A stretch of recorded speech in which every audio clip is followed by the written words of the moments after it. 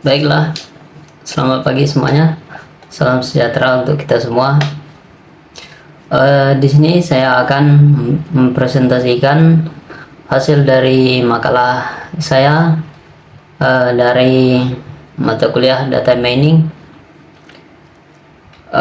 Tetapi sebelumnya, terima kasih kepada dosen yang telah mengajarkan mata kuliah Data Mining, yaitu Pak Dr. David Eskom, MCS, MCom, CBDA, CDSEA. Perkenalkan, nama saya Erwanto Pardede dengan NIM 221103797 dari Prodi Sistem Informasi. Di sini saya mengambil judul yaitu analisis data penjualan sepeda motor menggunakan exploratory data analysis atau EDA berbasis Python. Nah, yang pertama itu ada pendahuluan dan latar belakang, di mana dia meningkatkan kebutuhan transportasi praktis dan ekonomis, memicu pertumbuhan industri otomotif. Aktivitas penjualan dia menghasilkan data besar yang perlu diolah menjadi informasi bermanfaat. Jadi masalahnya di sini yaitu kumpulan data angka sulit dimaknai tanpa analisis yang tepat. Jadi di sini solusi yang diberikan yaitu menggunakan pendekatan data mining, khususnya exploratory data analysis atau EDA. Nah, kemudian di sini ada rumusan masalah dan tujuan. Jadi rumusan masalah di sini yaitu bagaimana karakteristik dan pola data penjualan sepeda motor berdasarkan merek, harga, tahun produksi, dan kilometer tempuh atau jarak tempuhnya. Dengan tujuan penelitian ini, dia yang pertama memahami karakteristik data melalui metode EDA tadi. Lalu yang kedua, dia mengidentifikasi pola distribusi, dominasi merek, variasi harga, serta hubungan antar variabel. Lalu ada juga batasan dan ruang lingkup. Di sini batasannya yang pertama itu dia menggunakan satu dataset tunggal tanpa perbandingan wilayah. Batasan yang kedua yaitu fokus pada EDA, tidak menggunakan metode clustering, klasifikasi, atau prediksi. Lalu ruang lingkupnya, di mana dataset ini ada berjudul baik detail, dan variabelnya dia ada merek, harga jual, tahun produksi, dan kilometer tempuh.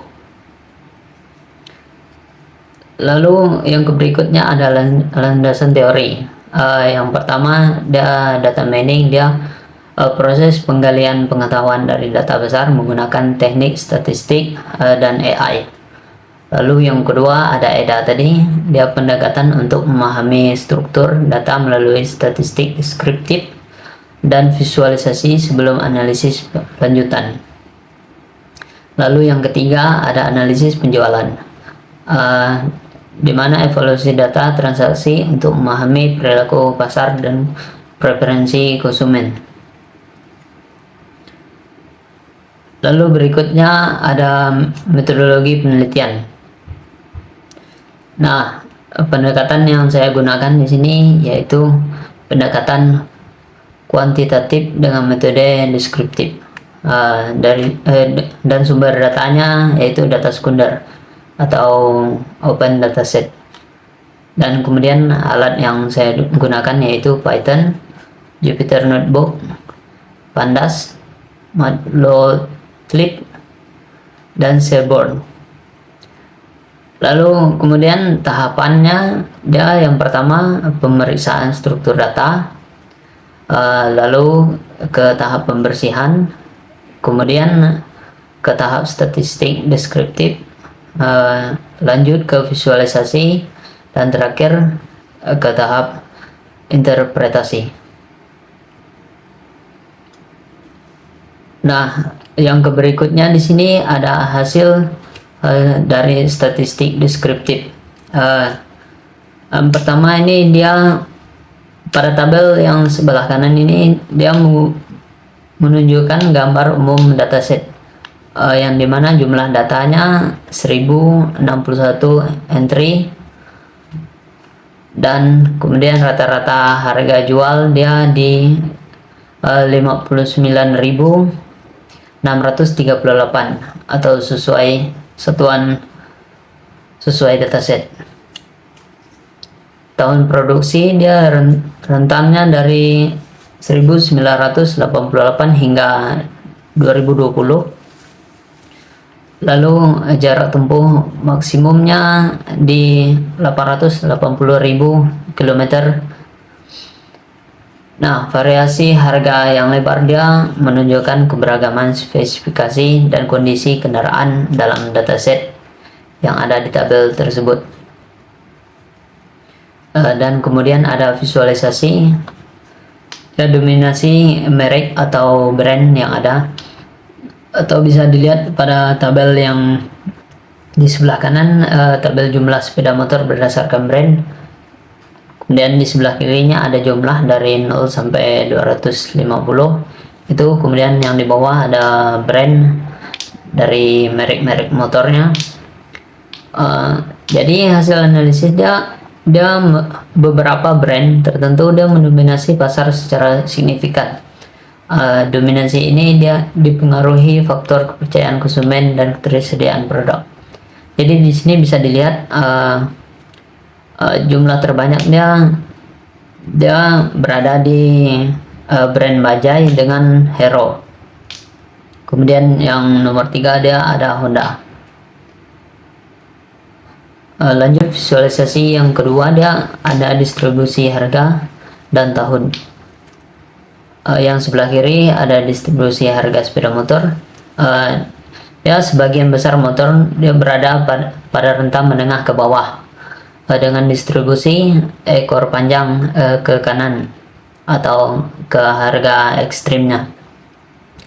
Lalu pada distribusi tahun sepeda motor dia di diagram sebelah kanan dia tahun pasar didominasi oleh kendaraan usia muda atau tahun produksi terbaru.